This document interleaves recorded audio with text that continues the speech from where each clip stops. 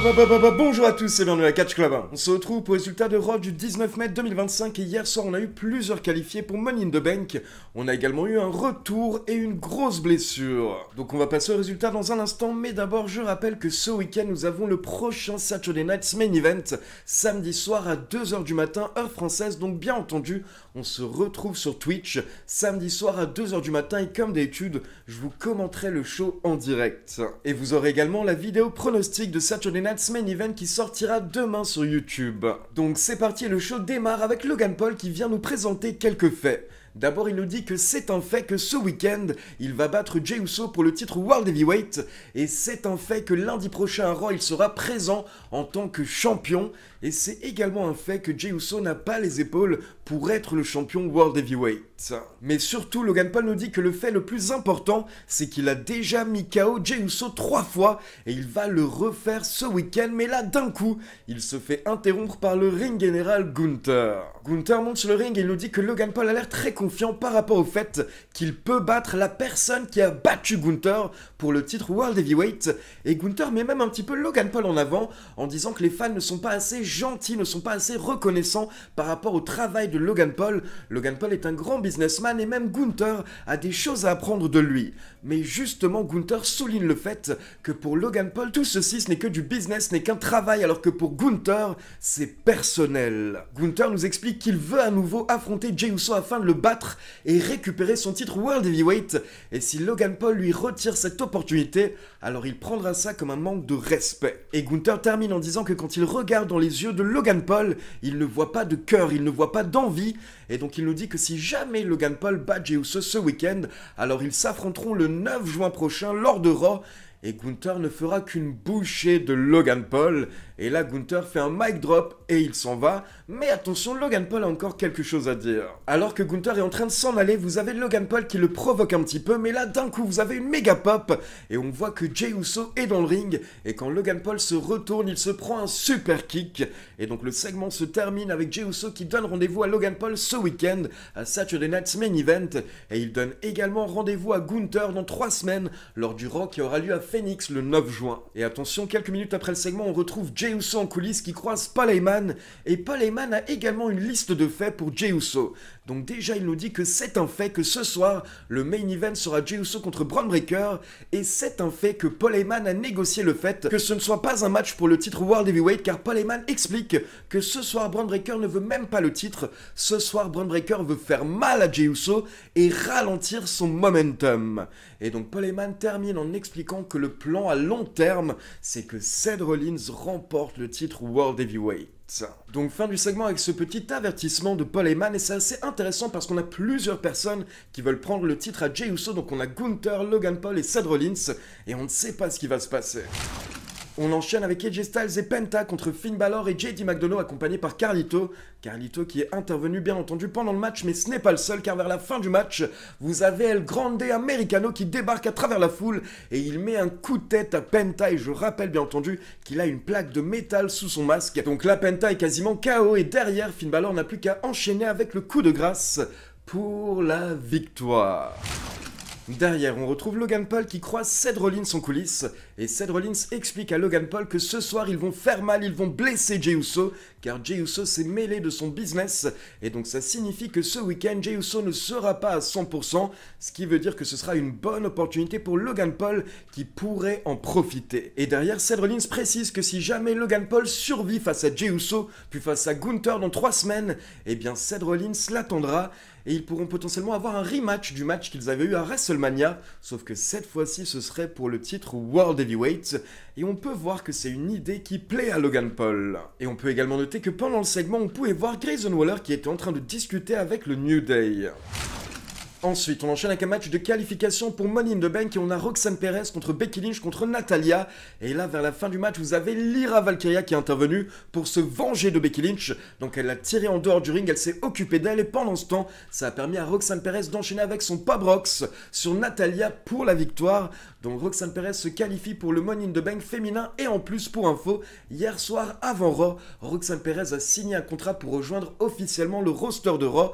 Donc elle ne fait plus partie de NXT et dorénavant, elle fait officiellement partie du roster principal, tout comme Julia qui, je le rappelle, a rejoint SmackDown la semaine dernière. Ensuite, on passe en coulisses, on a un petit segment avec Sami Zayn qui dit à Jey Uso de ne pas s'inquiéter, il est là pour couvrir ses arrières. Mais personnellement, je sais pas pour vous, mais je commence à avoir des doutes par rapport à Sami Zayn. On en parlera notamment demain dans la vidéo pronostic de Saturday Night's Main Event. Puis on passe dans le bureau d'Adam Pearce qui est avec Akira Tozawa et Maxime Dupri.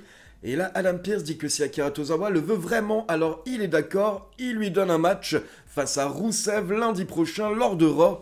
Mais on peut voir que Adam Pearce n'est pas rassuré et derrière, vous avez Chad Gable et Ivy Nile qui débarquent. Et là, vous avez Chad Gable qui nous rappelle que la semaine prochaine, les Creed Brothers auront une opportunité au titre par équipe. Mais du coup, Chad Gable dit qu'il veut également une opportunité pour se qualifier pour le Money in the Bank Ladder Match. Et il veut également une opportunité pour Ivy Nile. Puis on enchaîne avec Sheamus contre Grayson Waller accompagné par Austin Theory. Et je rappelle que ce match devait avoir lieu ces dernières semaines, mais au final, Grayson Waller avait offert sa place à Austin Theory. Et lui, il ne savait pas qu'il allait affronter Sheamus, donc au final, il s'était un petit peu fait avoir. Ce qui fait que hier soir, pendant tout le match, on peut clairement voir que Theory est heureux quand Grayson Waller est en train de se prendre une fessée. Ensuite, par rapport au match, il y a eu un petit moment bizarre où Sheamus a tenté l'une de ses prises habituelles sur le bord du ring. Mais là, Grayson Waller n'est pas correctement retombé, comme vous pouvez le voir. Et j'ai eu un petit peu peur qu'il se soit potentiellement blessé au niveau de la cage thoracique. Mais apparemment, tout allait bien, Grayson Waller a continué le match, sauf qu'au bout de quelques minutes, il se rend compte qu'il ne peut rien faire face à Sheamus. Donc là, il décide de partir, mais Theory lui dit non, tu vas pas partir, tu vas pas quitter le match comme ça. Et pendant que Theory retient Grayson Waller, ça permet à Sheamus de le rechoper, de le ramener au bord du ring, afin de lui mettre ses 10 coups d'avant-bras et de terminer le travail avec le Brogue Kick pour la victoire. Tout ça sous les yeux de Austin Theory qui était ravi du résultat. Donc bon, ça fait des semaines, voire même des mois qu'on attend cette séparation entre Grayson Waller et Theory, et là vraiment apparemment, on est très proche. Ensuite, on enchaîne avec une petite interview préenregistrée de Tyrese Haliburton, qui est donc un joueur de NBA qui joue pour l'équipe des Indiana Pacers. Et en gros, c'est un petit moment pour nous faire une annonce par rapport à WWE 2K25, car pour info, au mois de juin, le 25 juin, on aura un pack DLC spécial avec 3 stars de la NBA. Et donc hier soir, Tyrese Haliburton a annoncé qu'il fera partie de ce pack. Donc il sera dans WWE 2K25 dans le DLC pack qui sortira au mois de juin. Puis attention, on retourne en coulisses, on a Seth Rollins qui croise Gunther. Et là, vous avez Seth Rollins qui complimente un petit peu Gunther en disant que Gunther a fait un très bon travail avec son titre World Heavyweight.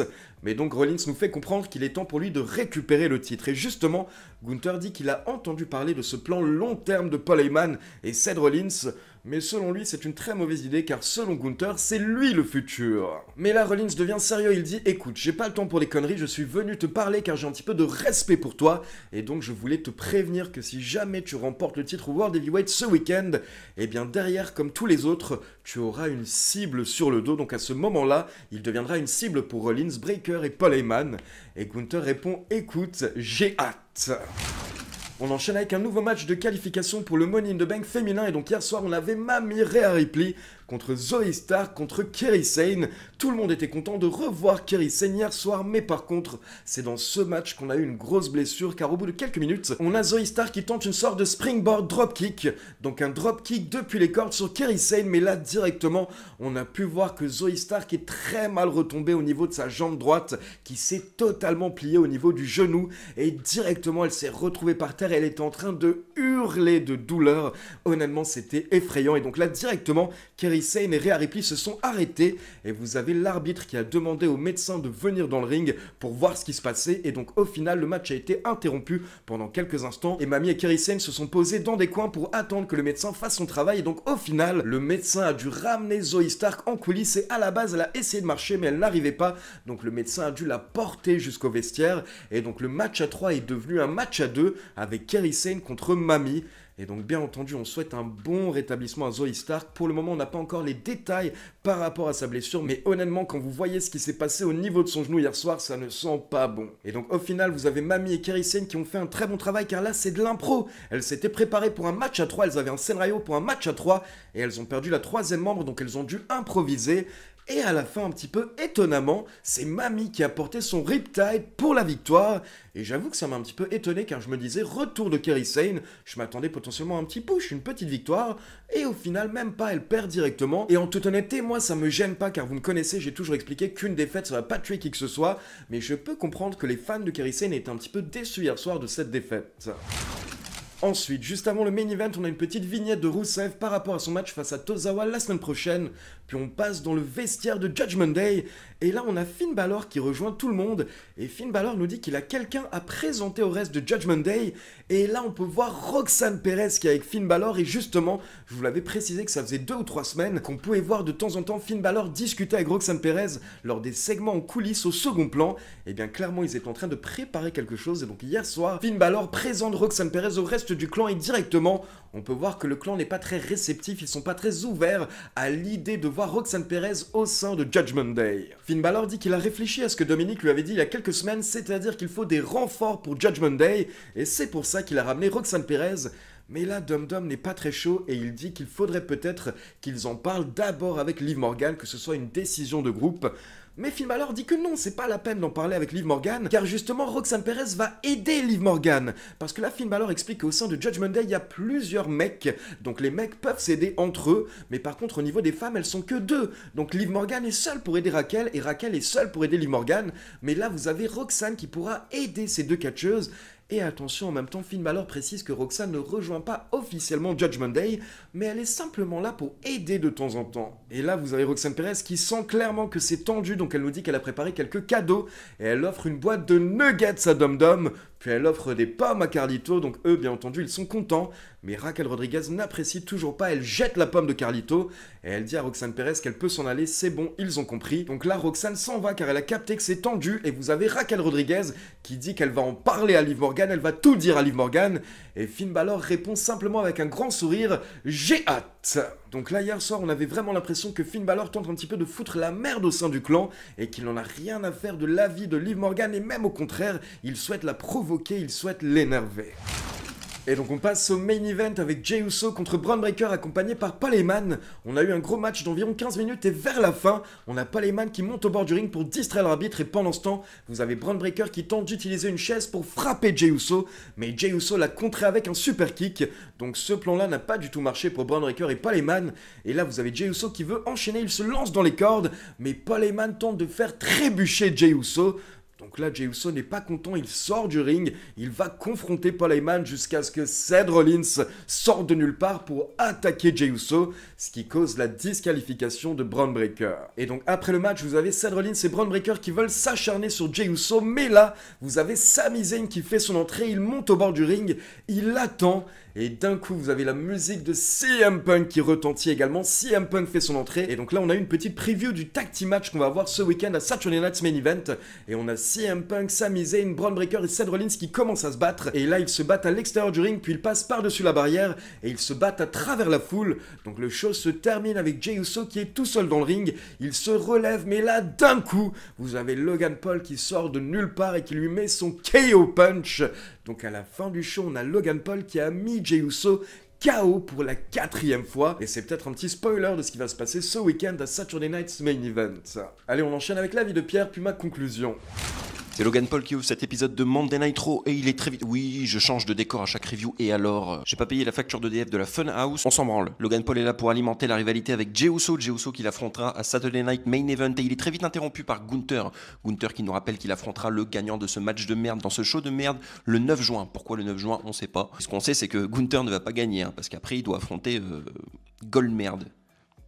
Je crois que c'est le pire jeu de mots que j'ai fait depuis le début. Après un excellent tag team match remporté par Finn Balor, notez bien, Finn Balor a remporté un match, 19 mai, mettez une croix sur le calendrier, le 31 décembre on pourra peut-être faire un bingo. C'est au tour des demoiselles de se battre, oulala. Roxanne Perez, Becky Lynch et Natalya s'affrontent dans un match de qualification pour le Money in the Bank. Très bon match entre les 3 catcheuses et après une intervention de l'inutile Lyra Valkyria, c'est Roxanne Perez qui fait le tomber sur l'inutile Natalya pour se qualifier, je suis très content. Second match de qualification féminin, Kairi Sane est de retour et elle affronte Rhea Ripley et Zoey Stark. Zoey Stark qui repartira avant la fin du match. Tu feras gaffe Zoé, t'as oublié ton genou. Bon rétablissement à elle. C'est Rhea Ripley qui se qualifie pour le Money in the Bank. Bron Breakker affronte Jey Uso pour clôturer cet épisode de Monday Night Raw et j'ai un petit peu pitié pour Bron Breakker. Le mec, il y a quelques semaines, il fumait littéralement toute la mid-card et maintenant il porte des costards, c'est devenu le valet de Seth Rollins et il est en difficulté contre l'idiot du village, le porteur de ceinture Jey Uso. D'ailleurs, il ne pourra même pas gagner ce match, c'est Seth Rollins qui va devoir intervenir. On termine avec plein d'interventions, CM Punk, Sami Zayn, Logan Paul pour essayer de nous hyper le Saturday Night Main Event, mais tout le monde s'en branle de show. C'était un épisode de Monday Night Raw plutôt correct. Je suis hypé pour le Money in the Bank, mais Saturday Monday Night Main Event, un show télé coupé par 10 minutes de pub toutes les 10 minutes, je m'en branle complètement et je pense que c'est l'avis général. John Cena affronte R-Truth, on le rappelle, on est en 2010. DeLorean, Marty, Doc, tout ça. Je donnerai la note de 5 sur 10 à cet épisode. Sur ces belles paroles qu'il ne me reste plus qu'à dire, merci à tous, à la prochaine, merci Ali et vive le catch. Je suis pas en prison, voilà.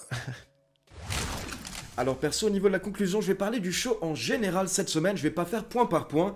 Et par rapport au show en général, mon ressenti hier soir à la fin de Raw, c'était le même que la semaine dernière. C'était honnêtement, c'est un petit peu bof, et je me suis fait un petit peu chier pendant le show.